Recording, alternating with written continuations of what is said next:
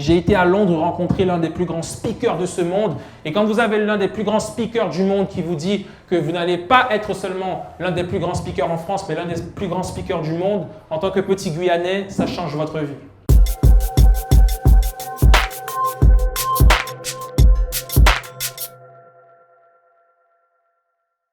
Donc là, je vais vous poser deux questions. Est-ce que je suis entouré de personnes qui m'aident à avancer? On réfléchit 2 minutes. Est-ce que je suis entouré de personnes qui m'aident à avancer? Et est-ce que je fais vraiment ce qu'il faut pour atteindre mes objectifs? Est-ce que je place vraiment des actions là? Est-ce que je fais ce qu'il faut là? Je veux atteindre des choses, mais ouais, tu sais, je veux faire ça, mais bon, je vais faire ça demain, écoute. Hein. Est-ce que je suis entouré de personnes qui m'aident à avancer ou bien de personnes qui parlent des voisins ou de personnes qui se plaignent tous les jours? Quand je parle de mes projets, est-ce que ces gens-là sont intéressés, ont envie de m'aider? Vous savez, hein, il y a des gens qui vont peut-être vous dire « Bon, il y a une soirée demain, on fait quoi ?» Mais est-ce que quand ces gens-là, vous leur dites « J'ai un projet », ils vous soutiennent aussi? On doit vous connaître dans tous les contextes. Si demain tu me connais quand il faut aller en boîte, quand j'aurai besoin de toi pour m'aider sur un projet, sur un business plan, rends-moi ce service. Il faut qu'on puisse s'aider à tous les niveaux, sinon ce n'est pas la peine. D'accord? Et vous savez pourquoi je vous explique ça? Parce que je me suis retrouvé dans un environnement où j'ai vu à quel point il fallait faire les choses avec des actions précises et à quel point il fallait être entouré des bonnes personnes. Et c'est pour ça que je vais vous parler de ce qui m'est arrivé où j'ai rencontré E.T. the Hip Hop Preacher. Donc je vous montre ça tout de suite. C'était à Londres. J'ai été à Londres rencontrer l'un des plus grands speakers de ce monde. Et quand vous avez l'un des plus grands speakers du monde qui vous dit que vous n'allez pas être seulement l'un des plus grands speakers en France, mais l'un des plus grands speakers du monde, en tant que petit Guyanais, ça change votre vie. Je l'ai rencontré, j'ai pu discuter avec lui. Mais encore une fois, rien n'arrive par hasard. Et le plus intéressant, ce n'est pas le fait que j'ai parlé avec lui, c'est comment ça s'est fait. J'ai vu qu'il y avait des tickets pour Londres parce qu'il venait. C'est tout près de Paris. Je me suis dit, Alan, tu as toujours voulu le voir, mais ouais, bof, non, finalement non. Une amie m'a dit, Alan, tu as vu qu'il y a Eric Thomas qui vient à Londres? J'ai dit, ouais, mais bon, je suis pas sûr. Elle m'a dit, attends, tu es le premier à dire que tu es inspiré par lui et tout, puis là, il est à côté, tu vas pas, qu'est-ce qui t'arrive? Prends ton ticket tout de suite. Du coup, je me suis dit, ok, je prends mon ticket, j'y vais. Après, je lui ai dit, bon, finalement, tu fais quoi? Elle m'a dit, ouais, non, je sais pas. J'ai dit, tu prends ton ticket aussi. Tu me motives comme ça et tu viens pas. Tu prends ton ticket aussi, on y va. Du coup, ma copine est venue aussi avec moi. Et elle m'a dit, cette amie-là, ouais, je vais dans une auberge, mais bon, c'est mixte, je suis pas sûr, c'est la première fois que je vais à Londres. J'ai dit, tu sais quoi, on a pris un hôtel, viens dans le même hôtel que nous, comme ça, on va ensemble à l'événement. Et j'étais avec elle, puisque ma copine n'était pas venue. Et du coup, on a été à l'événement ensemble. Et on est arrivé dans la file d'attente. Et il y avait du monde, il y avait du monde. Et elle m'a dit, attends Alan, j'arrive. Elle a coupé la file, elle a été vers les guichets et tout. Je vois qu'elle arrive à prendre son ticket et tout. Elle me dit, Alan, viens, viens, viens. Du coup, j'ai couru comme ça, j'ai dit, yes. Donc, premier point, grâce à elle, on a notre ticket plus vite, on rentre. Premier point. Grâce à elle, j'ai eu mon ticket pour venir parce que j'ai hésité. Ça fait 2 déjà. On arrive dans la salle, ma copine avait gardé son chargeur comme les prises sont spéciales à Londres. Du coup, on est assis et tout, j'ai pas mon chargeur. Je lui dis, est-ce que tu peux me prêter le tien? Je vais charger mon portable pour peut-être faire un live. Donc, je vais tout au fond de la salle parce qu'il n'y avait pas de prise. Et du coup, je branche mon portable. J'avais le t-shirt de l'événement, on pensait que je travaillais là.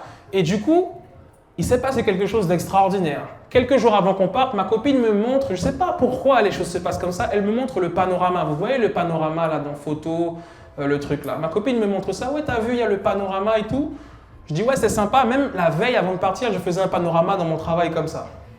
J'arrive, je suis tout au fond de la salle à Londres, dans l'événement, il y a un mec qui est comme ça avec son portable. Je dis, ah.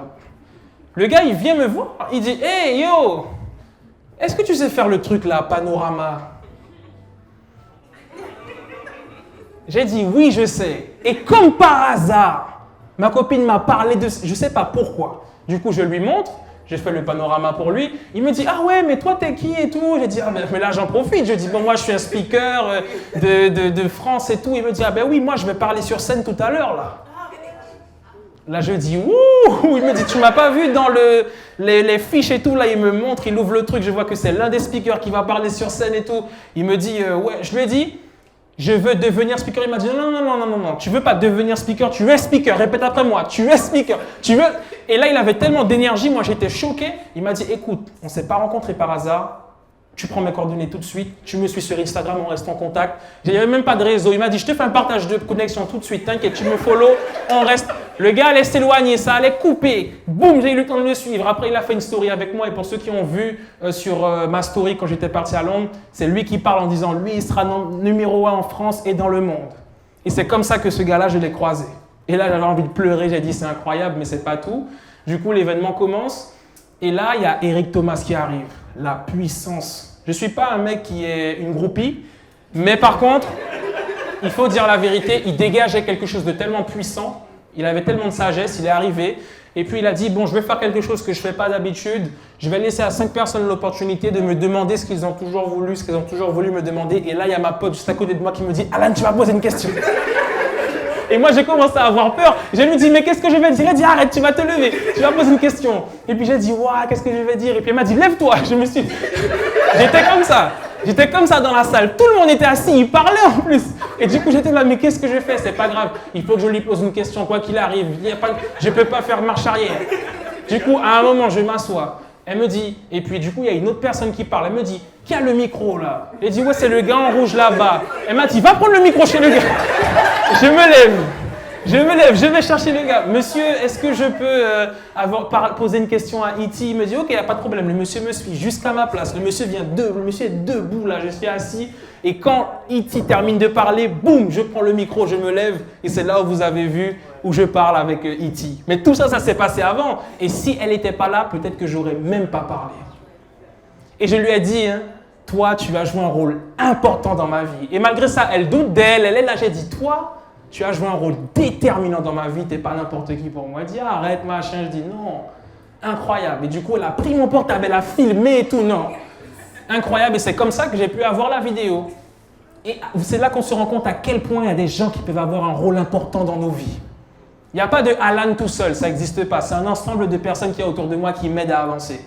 Quand on voit que la vidéo, on peut dire, ah ouais, voilà, c'était bien, mais c'est grâce à elle qu'il y a eu cette vidéo-là. Je ne sais pas si j'étais seul, si j'aurais eu le courage de me lever. Mais elle m'a forcé à le faire parce qu'elle savait qu'il fallait que je le fasse.